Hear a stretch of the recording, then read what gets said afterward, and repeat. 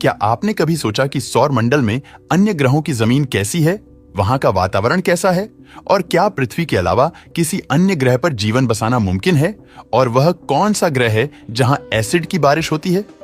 ऐसा जानलेवा। ये एसिड जिसकी एक बूंद इंसान के पूरे हाथ को जला सकती है।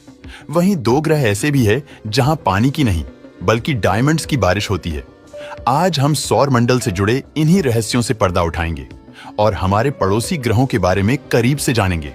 चलिए हम अपने सफर की शुरुआत करते हैं सूर्य के सबसे करीबी ग्रह बुध यानी मरकरी से, जो सूर्य के सिर्फ 58 मिलियन किलोमीटर की दूरी पर स्थित है। इस वजह से यहाँ की जमीन, वातावरण, तापमान से लेकर दिन की लंबाई तक हर पहलू पर सूर्य का प्रभाव पड़ता है। बुध की जमीन काफी उबड़-खाबड़ है। यहाँ कई बड़े-बड़े खड़े हैं क्योंकि सौर मंडल की उत्पत्ति से लेकर आज तक में अनगिनत मीटरॉइड्स, एस्टेरॉयड और बड़े-बड़े पत्थर सूर्य के आकर्षण की वजह से उसकी तरफ खींचे चले आते हैं और रास्ते में बुध से टकरा जाते हैं। बुध ग्रह पर सूर्य की पकड़ काफी मजबूत है, जिस वजह से अपनी धरी पर नहीं घूम पाता और उसका एक हिस्सा हमेशा सूर्य की तरफ बना रहता है। जिस वजह से बुध का एक दिन पृथ्वी के 176 दिनों के बराबर होता है। बुध के सूर्य की तरफ वाले हिस्से का तापमान 450 डिग्री सेल्सियस है और यहाँ जमीन के कई हिस्से लावा से भी ढंके हुए हैं। यानी अगर कोई जीव यह कदम रखेगा तो वह पलक झपकते ही जलकर राख हो जाएगा। इसलिए सौर मंडल का नरक भी कहा जाता है। अब बात करें सौर मंडल के दूसरे ग्रह शुक्र यानी वीनस की, तो यहाँ की जमीन तो पृथ्वी की तरह ठोस है, लेकिन फिर भी वैज्ञानिक आज तक शुक्र की सतह को ठीक से नहीं देख पाए हैं, क्योंकि शुक्र के ग्रह में आसमान में करीब 30 किलोमीटर मोटे सल्फ्यूरिक एसिड के काले बादलों की परत मौजूद है, जिस कारण शुक्र ग्रह पर एसिड की बारिश होती है। ये वही एसिड है जिसे छूने मात्र से किसी भी जीव की त्वचा जल जाती है। इसलिए कोई भी इंसान शुक्र ग्रह पर कदम नहीं रख सकता। वहीं ये बादल इतने मोटे हैं कि शुक्र पर आई सूर्य की गर्मी को रिफ्लेक्ट होकर फिर अंतरिक्ष में नहीं जाने देते। वहीं शुक्र ग्रह के वातावरण का 20% हिस्सा कार्बन डाइऑक्साइड से बना हुआ है, जो कि ग्रीन हाउस इफेक्ट पैदा करता है। साथ ही यहाँ 20 किलोमीटर से बड़े 1000 से ज्यादा ज्वालामुखियां हैं जो एक्टिव हैं। इसके अलावा जो आए दिन गर्मा गर्म लावा छोड़कर उसे बाहर फेंकती रहती है और शुक्र की 60% जमीन गर्म लावे के साथ ढके हुई है। इन सभी कारणों की वजह से 24 घंटे 365 दिन शुक्र का तापमान 460 डिग्री सेल्सियस से भी ज्यादा रहता है। इसलिए इसे सौर मंडल का सबसे गर्म ग्रह कहा जाता है। इसके बाद बारी आती है सौर मंडल के तीसरे ग्रह यानी हमारी पृथ्वी की, जो इंसानों द्वारा खोजा गया पूरे ब्रह्मांड का इकलौता ऐसा ग्रह है जिसके पास जीवन को सपोर्ट करने के लिए हर क्वालिटी है। पृथ्वी का 71% हिस्सा पानी से ढका हुआ है, जबकि बाकी बचे 29% हिस्से में घने जंगल, पहाड़, खेत, रेगिस्तान और बर्फीले चट्टानें मौजूद हैं। यहाँ पानी तरल अवस्था में मौजूद है।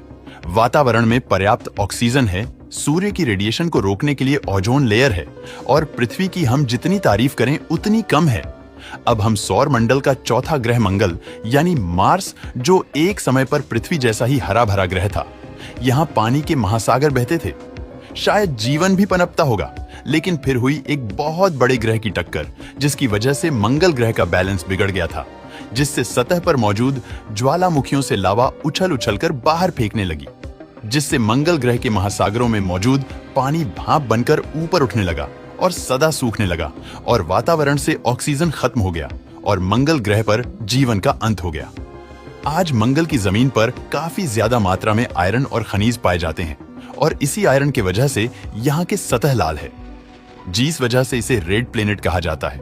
मंगल ग्रह पर कई छोटे बड़े कंकड़ और चट्टानें हैं। यहाँ का वातावरण काफी पतला है और मैग्नेटिक फील्ड ना के बराबर है, लेकिन फिर भी वैज्ञानिक मंगल ग्रह को ही जीवन बसाने के लिए सौर मंडल का सबसे श्रेष्ठ ग्रह पृथ्वी के बाद मानते हैं, क्योंकि दूसरे ग्रहों की हालत तो इससे भी ज्यादा बुरी है। और अगला ग्रह आता है बृहस्पति यानी जुपिटर।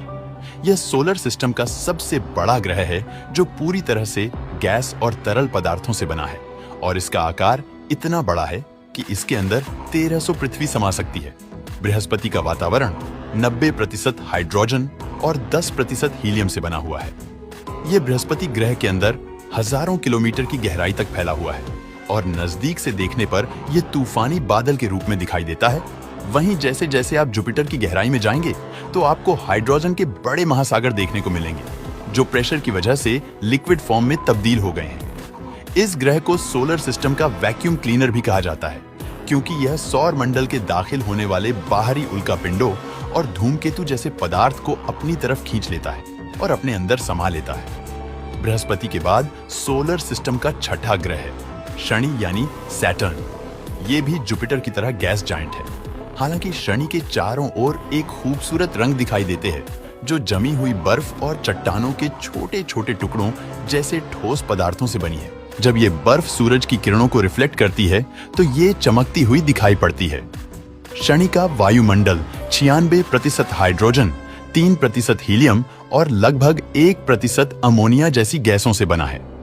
इस वातावरण से जुड़ी एक दिलचस्प बात यह है, शनि के ऊपरी परत की हवाएं लगभग 18 किलोमीटर प्रति घंटे की धीमी गति से चलती है, लेकिन गहराई में उसकी रफ्तार 2000 किलोमीटर प्रति घंटे तक बढ़ जाती है, जो किसी भी चीज को तहस महस कर सकती है। इस कारण शनि पर स्पेसक्राफ्ट भेजना मुश्किल ही नहीं, नामुमकिन है। चलिए अब चलते हैं सौर मंडल के साथ वे ग्रह अरुण यानी यूरेनस की तरफ, जो गैस का गोला है, यानी यूरेनस की जमीन पर आप खड़े नहीं हो सकते। हालांकि इस प्लेनेट पर बर्फ की मात्रा अधिक है और यहाँ का तापमान -224 डिग्री सेल्सियस है, इसलिए इसे बर्फीले गैसीय ग्रह के रूप में जाना जाता है। वातावरण की बात करें तो इसका वायुमंडल में 83% हाइड्रोजन, 15% हीलियम और 2% मीथेन गैस मौजूद है। ये एक शॉकिंग बात यह है कि यूरेनस पर भी बारिश होती है, लेकिन पानी या एसिड की नहीं, बल्कि डायमंड्स की। जी हाँ, वही डायमंड्स जिसे पृथ्वी पर सबसे कीमती क्रिस्टल माना जाता है, और इन डायमंड्स की फॉर्मेशन भी यूनिक है। दरअसल यहाँ के वातावरण में तापमान और दबाव दोनों ज्यादा है और इसके कार्बन एटम को क्रश करके डायमंड बनाने की क्षमता है, जिस वजह से डायमंड्स की बारिश होती है। अंत में सौर मंडल का 8वां ग्रह है वरुण यानी नेपच्यून। यह भी गैसीय ग्रह है और अन्य गैसीय ग्रहों की तरह इसके चारों ओर रिंग्स मौजूद हैं। हालांकि ये छल्ले बहुत पतले और धुंधले होते हैं, जिसे देखना मुश्किल हो जाता है। नेपच्यून के वायुमंडल में 74% हाइड्रोजन, 25% हीलियम और लगभग 1% मीथेन गैस है। इसके मंडल में बर्फीले बादल भी होते हैं और इसकी कोई ठोस सतह नहीं है, नीले रंग का दिखाई देता है और यहाँ हवाएं लगभग 2000 किलोमीटर प्रति घंटे की रफ्तार से चलती है और यहाँ भी डायमंड की बारिश होती है। चौंकाने वाली बात यह है कि नेपच्यून को सूर्य का एक चक्कर पूरा करने में पूरे लगभग 165 साल लगते हैं, जो सौर मंडल के किसी भी अन्य ग्रह से कई गुना अधिक है। दोस्तों, उम्मीद है कि इन सभी ग्रहों की जमीनी हालत के बारे में जानकर आपको मजा आया होगा। आपको कौन सा ग्रह पसंद आया, हमें कमेंट करके जरूर बताना।